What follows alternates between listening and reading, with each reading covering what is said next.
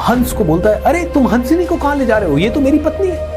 हंस ने जैसे ही ये सुना, हंस चौंक गया, पूरी तरफ बातें बन गई। ओह माय गॉड, हंसिनी किसकी पत्नी है? उल्लू की पत्नी है, उल्लू की पत्नी। उल्लू बड़ा नाचने लगा, यस आई वॉन।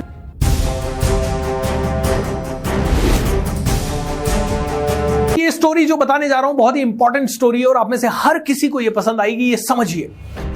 दोस्तों, एक हंस और हंसिनी अपने जंगल में रहते हैं और एक दिन वो सोचते हैं घूमने चलते हैं, और वो दोनों घूमने के लिए निकलते हैं। दोनों घूमते घूमते घूमते घूमते भटक जाते हैं रास्ता, और रास्ता भटकते भटकते एक रेगिस्तान में पहुंच जाते हैं। और जब रेगिस्तान में वो दोनों पहुंच जाते हैं तो उन लोगों के लिए बड़ा मुश्किल हो जाता है वहां जीवन बिताना, क्योंकि गर्मी है और कोई पानी नहीं है। बहुत सारे चैलेंजेस उनको रेगिस्तान में दिख रहे हैं। तो हंसिनी कंप्लेन करती रहती है, अरे यार ये कहाँ आ गए हम, यहाँ तो इतनी गर्मी है, यहाँ तो मिट्टी मिट्टी है, यहाँ पे तो पानी भी नहीं दिख रहा है। तो हंस कहता है, यार आई कैन अंडरस्टैंड, लेकिन अब आज रात हो गई है यहाँ पे और हम भटक गए रास्ता। आज हमें यहीं पे रात गुजारनी पड़ेगी और हम क्या करें, हम वापस जा नहीं सकते अभी, इसीलिए आज रात की बात है, कल सुबह हम अपने जंगल में फिर से चल पड़ेंगे। हंसिनी कहती है, ठीक है। ऐसे करते करते वो एक पेड़ ढूंढते हैं, उस पेड़ के नीचे वो अपना रात गुजारना शुरू करते हैं। लेकिन उसी समय रात भर उस पेड़ पे उल्लू बोलता है, प्या प्या, जो भी उल्ली की आवाज होती है वो उल्लू बोलता है। हंसिनी कंप्लेन करती है, क्या है यहाँ पे तो एक कोई उल्लू प्राणी है जो कि रात भर बोल रहा है, मुझे सोने भी नहीं दे रहा है। अगले दिन सुबह जब ऐसा सिचुएशन होता है तो उल्लू नीचे उतर के दोनों के पास आता है, बोला, आप दोनों से माफी चाहूंगा, मैं रात भर बोल रहा था और मेरे कारण आपको बहुत ज्यादा डिफिकल्टी हुई, एंड मैं उल्लू हूँ, मेरा बिहेवियर ये है, मैं क्या करूँ, मैं रात को जागता हूँ और मेरे को जागता हूँ तो मैं आवाज़ भी करता हूँ, आपको नींद नहीं आ पाई, इसलिए मैं माफ़ी चाहूँगा। दोनों का ठीक है, कोई बात नहीं। तो हंस और हंसिनी वहाँ से जाने पड़ लगे, और जैसे ही हंस और हंसिनी वहाँ से जाने लगे, इतनी देर में वो हंस को बोलता है, अरे तुम हंसिनी को कहाँ ले जा रहे हो, ये तो मेरी पत्नी है। हंस ने जैसे ही ये सुना, हंस चौंक गया, उल्लू कह रहा है हंसिनी उसकी पत्नी है। ओ माय गॉड, ऐसा कैसे? उल्लू कह रहा है, नहीं नहीं नहीं, ये मेरी पत्नी है, आप कैसे ले जा सकते हो मेरी पत्नी को? हंस कह रहा है, मेरे बाप, हेलो, क्या कर रहा है तू, पेड़ के नीचे बैठा हुआ है, मेरी पत्नी है, मैं लात को लेके आया, तू तो उल्लू है, तू इनके जैसा दिखता भी नहीं है, तेरी कैसे पत्नी होगी? उल्लू कहता है, मेरी पत्नी है, पंचायत बुलाई गई, जाने नहीं दूंगा। बड़ा इंटरेस्टिंग किस्सा हो गया, राइट? पंचायत बुलाई गई, ऑब्वियस सा किस्सा है कि उल्लू की पत्नी नहीं है वो, लेकिन उसके बाद भी पंचायत बुलाई गई। पंचायत आई, गांव वाले सारे लोग आए और सभी लोगों ने सारी दलीलें सुनी, और सारी दलीलों के बाद सभी लोगों को ये समझ में आ गया कि हंस की पत्नी है हंसिनी। लेकिन पंचों ने आपस में विचार विमर्श किया।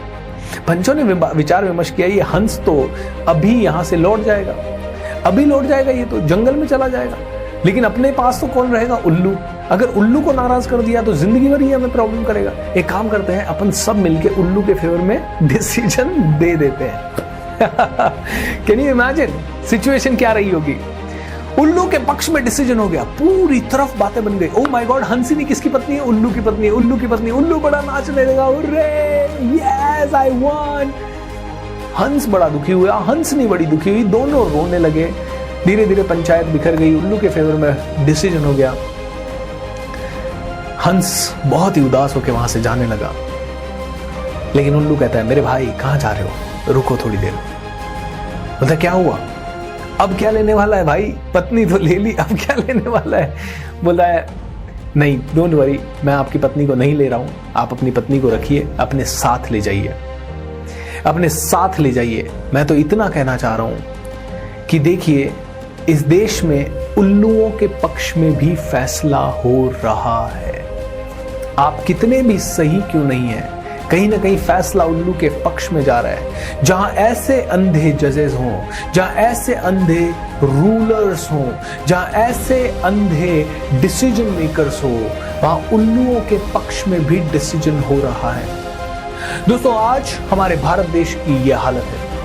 कहीं ना कहीं कई लोग काबिल नहीं है, लेकिन उसके बावजूद भी वो आगे बढ़ रहे हैं। कई लोग काबिल नहीं है, फिर भी उन्हें सत्ता मिल रही है, जस्ट बिकॉज हम में से कई लोग आगे नहीं बढ़ रहे हैं। हम में से कई लोग बुद्धिजीवी बन के अपने आप को आगे नहीं बढ़ा रहे हैं। हम में से कई लोग किसी भी इशू के लिए देश के आगे नहीं आ रहे हैं। तो हमने सारा का सारा डिसीजन मेकिंग कई लोगों के हाथ में दे दिया, एंड बिकॉज ऑफ दैट हम में से कई लोग वो जिंदगी जीने पे मजबूर हैं जो कि हमें नहीं जीनी चाहिए। मैं आपको एक ही चीज कहूंगा, जिंदगी आपकी एक बार मिली है और इस देश को आपकी जरूरत है। कुछ तो ऐसा कर जाइए कि आप में वो स्ट्रेंथ आ जाए, आप में वो ताकत आ जाए।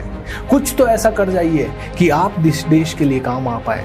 नहीं तो दोस्तों, हजारों लोग जो देश के लिए कुर्बान हो गए, वो लोग ऊपर से देख रहे होंगे तो पछता रहे होंगे, यार किन लोगों के लिए हमने जान खो दी।